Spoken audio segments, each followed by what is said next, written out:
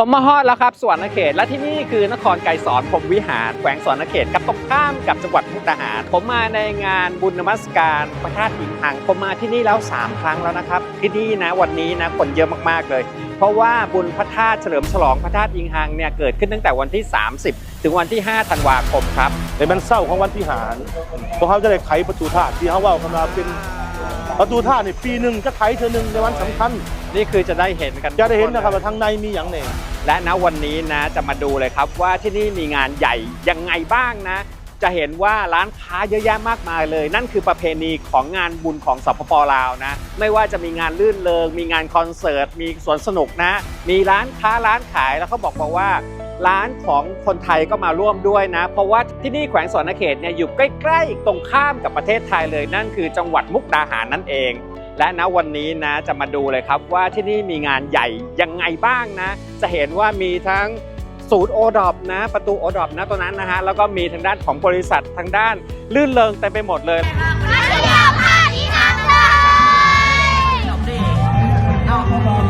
และสิ่งที่เห็นตรงไปนั้นคือพระธาตุอิงหังนะเดี๋ยวเราจะเข้าไปนะครับว่าในตรงนั้นเนี่ยจะมีอะไรบ้างนะฮะแล้ววันที่4ก็จะมีการประกวดปราสาทผึ้งนะครับและตอนบ่ายๆนะครับตอนเริ่ม3 โมงแรงเนี่ยก็จะมีการแห่ปราสาทผึ้งครับซึ่งเป็นบุญใหญ่ของที่นี่นะครับแล้วก็ขณะเดียวกันวันที่5ครับเขาจะทำบุญเมืองกันนะครับที่พระธาตุอิงหังนี้นะเขาก็จะมารวมกันนะครับนั่นคือทางด้านภาคแขวงทางด้านคณะการนำนะและประชาชนทั่วไปจะมาร่วมกันใส่บาตรใหญ่นะครับณตรงนี้นะครับแล้วเราจะพาไปดูนะครับว่าทุกวันเนี่ย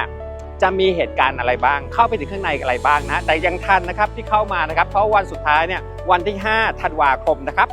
วันนี้ผมมาเจอเลขาพักนครไกรสอนพรหมวิหารของแขวงสวรรณเขตครับสบายดีครับท่านสบายดีโอ้ยอยากสอบถามเลยว่าการจัดงานในครั้งนี้นี่เป็นยังไงบ้างครับท่านบรรทัดปีนี้พวกเขาจัดใหญ่กว่าปีผ่านมาพวกเขาใช้เวลาประมาณจัดอยู่7 มื้อเริ่มจากวันที่30ถึงวันที่5แต่งานที่เขาปีนี้พวกเขาได้เน้นใส่เรื่องวัฒนธรรมแต่การปรับปรุงมาได้คุณทักของลางจะได้ประทานอำนวยความสะดวกให้นักสัญจรมาปีนี้พิเศษอันใดพวกเขาเฮ็ดเรียกว่าขบวนการวัฒนธรรมนี่ปีนี้ท่านเจ้าแขวงเพิ่นชี้นำเดี๋ยวจะแจ้งว่าพวกเขาต้องเอาวัฒนธรรมนี้ย่อเขตดังกล่าวเห็นว่าวัฒนธรรมสวรรณเขตมีอย่างแน่ลำ4จังหวะการฟ้อนแบบสวรรณเขตซึ่งมีขบวนพาเหรดที่ว่ามาจาก14ตัวเมือง1นครมีคนเกือบ 2,000 คนเฉพาะก็พลังนครไกรสอนนี่ 1,500 คนแสดงในเขตดังกล่าวนี้แสดงเห็นว่าสวรรณเขตอุดมสมบูรณ์ทางด้านวัฒนธรรมที่ครองประเพณีสำใดแต่บทเพลงปีนั้นพวกเขาได้สั่งร่วมเอาประวัติศาสตร์ต่างๆในเขตดังกล่าวนี้ประวัติธาตุอิงหังประวัติของน้ำสางหมูนอกประวัติน้องลมได้แต่งบทเพลงพิเศษอันหนึ่งการแห่อันหมอลำแบบพิเศษการแห่ปราสาทเพิ่งและแต่งก่อนลำบูชาพระธาตุขึ้นมาซึ่งบ่เคยมีมาก่อนในประวัติศาสตร์ใส่คนแสดงประมาณ229 คน229แล้วเขาบวกขึ้นมาเลยเป็น13เนาะ13แล้วมาบวกกันเป็น4มันธาตุ4พอมาหันเขายังบวกตื่มอีกว่าได้ขบวนฟ้อนทั้งหมดมืออื่นนี่มันจะมีขบวนแสดงอยู่3ขบวนอันนึงเป็นขบวนของมวยลายลาวแสดงทั้งการต่อสู้วิลาทหารของชนชาติลาวจึงเฮ็ดให้มีสันติภาพขึ้นมามันจะมีขบวนการแห่เขาว่ามูลมังของเมืองมูลมังมิงเมืองแสดงถึงความพัฒนาความเจริญรุ่งเรืองของอาณาจักรดังกล่าวนี้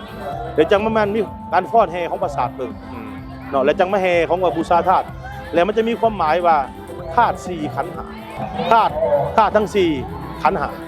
ที่ว่ามืออื่นมีความหมายเขาจะได้เริ่มแสดงประมาณ3 โมงแรงเวลาการนำมงแขวงจะมาแสดงในคนที่พิธีศาสนาเดี๋ยวจึงเริ่มแห่ปราสาทฝึกในเขตดังกล่าวแต่ว่าพิเศษแค่ในวันเสาร์ของวันที่หารพวกเขาจะได้ไขประตูธาตุที่เขาว่ากันมาเป็นประตูธาตุในปีหนึ่งจะไขเธอหนึ่งในวันสำคัญนี่คือจะได้เห็นกันจะได้เห็นนะครับว่าทางในมีอย่างแน่จะได้เห็นนะครับที่เขาว่าภาพ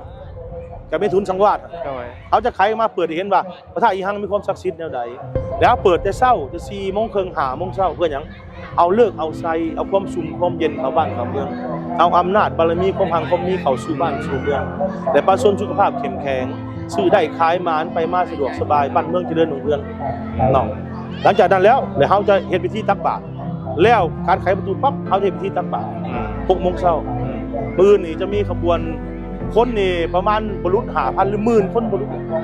จะเข้ามาร่วมงานดังกล่าวนี่ถือว่าปีนี้พวกเขาเกี่ยมพร้อมรายด้านอันนึงเรื่องพื้นฐานโครงราง2มาการแสดงวัฒนธรรมต่างๆการประดิษฐ์แต่งพุทธฟ้อน เล่าขึ้นประวัติศาสตร์ความเป็นมาของเขตดังกล่าวนี้ เพื่อให้ลูกหลานได้รู้จักว่าดินแดนดังกล่าวมันดินแดนศักดิ์สิทธิ์และมีความหมายมาแต่ยุคสมัยโบราณนะครับ